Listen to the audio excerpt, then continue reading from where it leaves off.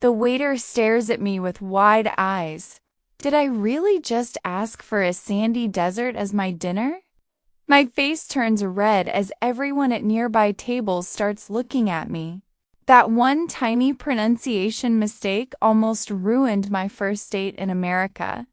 Have you ever said something in English that you thought was correct, but people looked at you like you were crazy? Today, I am going to share a story that will teach you why pronunciation matters so much in English. And more importantly, you will practice speaking out loud using a technique that will transform your English forever. Hey, this is Mia. How are you? Welcome to the Fluency Club channel. Like this video and subscribe to the channel to receive new content every day. In this video, we are going to practice shadowing together. Shadowing means you listen to me speak and then you repeat exactly what I say, copying my pronunciation, my rhythm, and my intonation. Think of it like being my echo. This is one of the most powerful ways to sound more natural when you speak English. By the end of this video, you will practice speaking over 50 sentences, and you will learn essential restaurant vocabulary that you can use in real life. So, how does shadowing work? It is very simple. I will read a story to you slowly and clearly. Every word will appear on your screen so you can read along with me. After I say each sentence, you repeat it out loud. Try to copy everything. Copy my tone, copy where I pause, copy how I say each word. Do not worry about being perfect. The goal is to practice, not to be perfect from the start. Here's my promise to you. If you practice this technique every day for just 10 minutes, your pronunciation will improve dramatically. You will start to sound more natural. You will feel more confident when you speak. And most importantly, you will stop translating in your head because your brain will start thinking in English. Are you ready? Make sure you are in a place where you can speak out loud. This only works if you actually repeat the sentences with me. Okay, let us begin with today's story. Today's story is about Mark, a young man who moved to Los Angeles to study at a university. He has been learning English for 3 years, but this is his first time living in an English-speaking country. Mark feels nervous about ordering food at restaurants because he's afraid of making mistakes. I chose this story because ordering food is something we all need to do. Whether you're traveling, studying abroad, or living in an English-speaking country, you will need to communicate at restaurants. This story will teach you useful phrases, important vocabulary, and one very important lesson about pronunciation. Let us meet Mark and see what happens on his first restaurant visit. Repeat after me. It is Friday evening and I am walking down the busy streets of Los Angeles. My friend Emma invited me to try a famous restaurant called the Golden Plate. She told me the food there is amazing. I am excited, but also nervous. This is my first time eating at a fancy American restaurant. I arrive at the restaurant and the hostess greets me with a big smile. "Good evening," she says. "Do you have a reservation?" "Yes," I reply. "The reservation is under the name Mark." She checks her computer and nods. "Perfect. Follow me, please." She walks me to a beautiful table near the window. I sit down and look at the menu. There are so many options. Steak, pasta, salmon, chicken. Everything looks delicious. But I am most excited about dessert. I love sweets. And Emma told me this restaurant has the best chocolate cake in the city. A waitress comes to my table. She has red hair and a friendly face. "Hi there," she says. "My name is Jessica, and I will be taking care of you tonight. Can I start you off with something to drink?" "I will have water, please," I say. She writes it down and asks, "Are you ready to order, or do you need a few more minutes?" I feel confident. I studied the menu before coming here. "I'm ready," I tell her. "I would like the grilled chicken with vegetables, please." "Great choice," she says. "And would you like anything else with that?" This is my moment. I have been thinking about dessert all day. I look at her and say, "Yes, I would also like the dessert, please." Jessica looks confused. She tilts her head slightly. "I am sorry," she says. "You want the dessert?" "Yes," I repeat, feeling a bit unsure now. "The chocolate dessert. Your menu says it is very good." She pauses for a moment, and I notice her trying not to smile. Okay," she says slowly. "I will bring you the chicken and the dessert." I feel strange. Why did she look at me like that? Did I say something wrong? I start to feel nervous. Maybe my pronunciation was not clear. Maybe she did not understand me. But she wrote down my order, so everything should be fine, right? 20 minutes later, Jessica returns with my food. She places a plate of grilled chicken and vegetables in front of me. It looks delicious. Then she puts down another plate. But when I look at it, I freeze. On the plate is a small pile of sand with a tiny cactus decoration on top. I stare at it in shock. Excuse me," I say, trying to stay calm. "What is this?" Jessica smiles kindly. "You ordered the dessert," she says. "This is our chef's artistic interpretation. We do not usually serve this, but you insisted." My face turns completely red. I suddenly realize my mistake. I said dessert, D-E-S-E-R-T, which means a hot, sandy place. But I wanted dessert, D-E-S-S-E-R-T, the sweet food you eat after dinner. "Oh no," I say, covering my face with my hands. "I am so sorry. I made a mistake. I wanted dessert, the chocolate cake, not dessert, the sandy place." Jessica starts laughing, but not in a mean way. She laughs warmly. "Oh my goodness," she says. "That makes so much more sense. I was so confused. I thought maybe it was some kind of joke or special request. Do not worry. This happens more often than you think." She takes away the plate with sand and says, "Let me bring you the real dessert, the chocolate cake, on the house." That means it is free, as an apology for the confusion. I feel embarrassed, but also relieved. "Thank you so much," I say, "and I'm really sorry for the confusion." She smiles. "Hey," she says, "your English is really good. You just need to work on that one sound." Dessert has two S sounds in the middle, so it sounds a little longer. Dessert has only one S. Listen, dessert, dessert. Do you hear the difference? I listen carefully.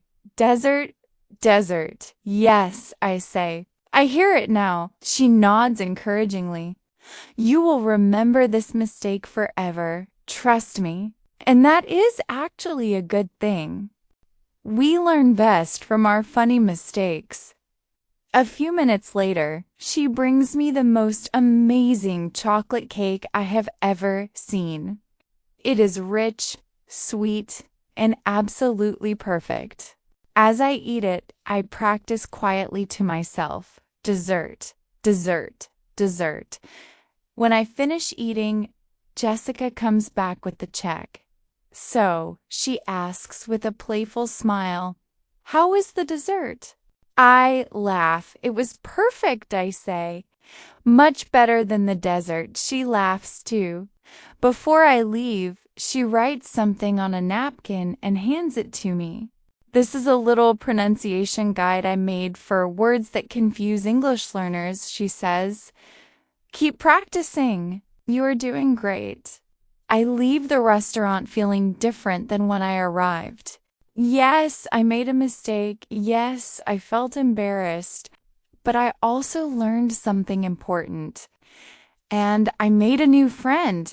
Sometimes the best lessons come from the moments when we get things wrong. So, what can we learn from Mark's story? First, pronunciation really matters in English. One small sound difference can completely change the meaning of a word.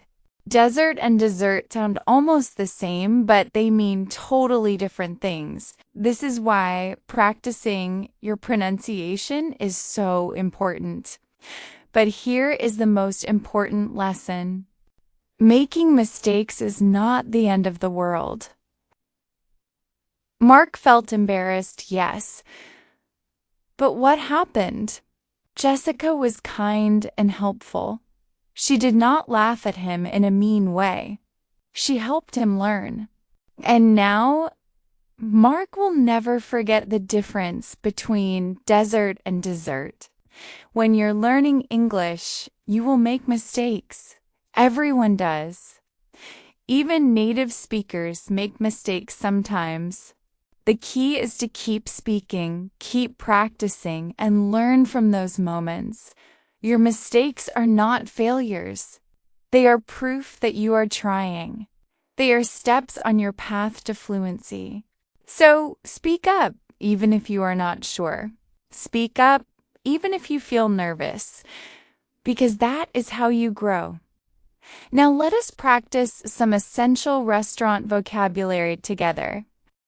These are words and phrases you will use all the time when eating out in English-speaking countries. Listen carefully and repeat after me. Restaurant basics. Reservation. This is when you book a table in advance. Repeat after me. Reservation. Example. I have a reservation under the name Sarah Menu. The list of food and drinks available at a restaurant. Repeat after me. Menu. Example. Can I see the menu, please? Waitress or waiter. The person who takes your order and brings your food. Repeat after me. Waitress. Waiter. Example. Our waitress was very friendly. Ordering food. I would like. This is a polite way to order. Repeat after me. I would like. Example. I would like the grilled salmon, please. Can I have another polite way to order? Repeat after me. Can I have. Example. Can I have the chicken pasta? What do you recommend? Use this when you want suggestions. Repeat after me. What do you recommend? Example, what do you recommend for dessert? Pronunciation focus. Words that confuse learners.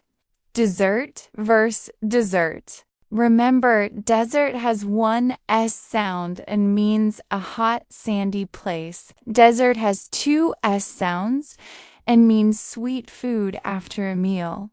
Repeat after me. Desert, desert, desert, desert. Order versus border. Order means to request food or to arrange things. Border means the edge or boundary. Repeat after me. Order, border. Chicken versus kitchen. Chicken is the bird we eat. Kitchen is the room where we cook. Repeat after me. Chicken, kitchen. Useful restaurant phrases. Is this seat taken? Use this to ask if you can sit somewhere. Repeat after me. Is this seat taken? Could we have the check, please? This is how you ask for the bill. Repeat after me. Could we have the check, please? Everything was delicious. A polite compliment for the food. Repeat after me. Everything was delicious. Can I get this to go? This means you want to take leftover food home. Repeat after me. Can I get this to go? The food here is amazing. A common way to praise a restaurant. Repeat after me. The food here is amazing. Practice drill. Now let us practice ordering a complete meal. Repeat each sentence after me. Hi, I have a reservation for 2 at 7 p.m. I would like to start with the tomato soup, please. For the main course, I will have the grilled chicken. Could I also get a side salad with that? And for dessert, I would love the chocolate cake. Could we have the check when you get a chance? Thank you so much. Everything was wonderful. Excellent work. The more you practice these phrases, the more natural they will feel. Now it is your turn. I want you to create your own restaurant order. Imagine you are sitting at your favorite restaurant right now. What would you order? Think about it for a moment. Here's the challenge. Pause this video right now and say your complete order out loud in English. Start with a greeting, order your drink, your food, and your dessert. Use the phrases we just practiced. Do not be shy. Speak clearly and confidently, even if you are alone in your room. Go ahead. Pause and practice. Welcome back. How did that feel? I hope you actually did it. Remember, speaking out loud is the only way to improve your speaking skills. Watching videos is helpful, but practicing is what makes the difference. If you want extra practice, write your restaurant order in the comments below. I will read them and I might even reply to yours. This is a great way to practice writing in English too. Thank you so much for practicing with me today. You just completed a full shadowing session, and I am so proud of you for making it to the end. You practiced pronunciation, you learned restaurant vocabulary, and you heard a fun story that will help you remember these lessons. Here's what I want you to remember. Your accent is not a problem. Your mistakes are not failures. Every time you speak English, even if it is not perfect, you are getting better. You are building confidence. You are training your brain to think in English, and that is what fluency is really about. Mark learned that pronunciation can change everything, but he also learned that making mistakes is part of the journey. Some of the best memories and the best lessons come from the moments when things do not go as planned. So do not be afraid to speak. Do not wait until you're perfect. Start now. Practice every day and watch how quickly you improve. If you enjoyed this story and found this practice helpful, please share it with a friend who is also learning English. You can practice together. You can motivate each other. Learning is always better when you have someone to share the journey with.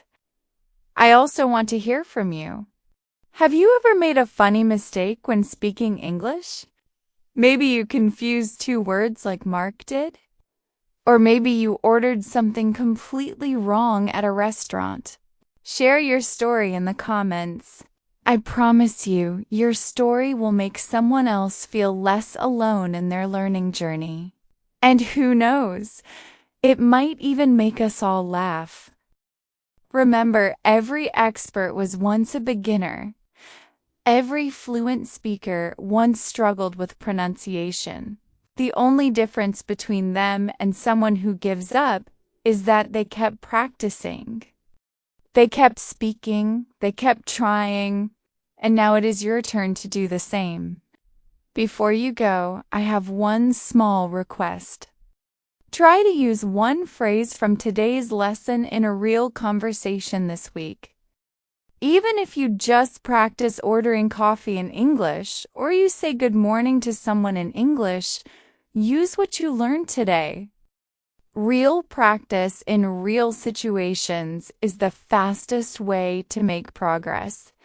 The journey to fluency is not a race. It is not about how fast you get there. It is about showing up every day and taking one small step forward. You showed up today. You practiced today. You learned today. That is success. That is progress. And I am so proud of you for that. One pronunciation mistake can lead to a plate of sand instead of chocolate cake, but it can also lead to a lesson you will never forget and a story you will tell forever. Like this video if you found it helpful, and we'll see you tomorrow.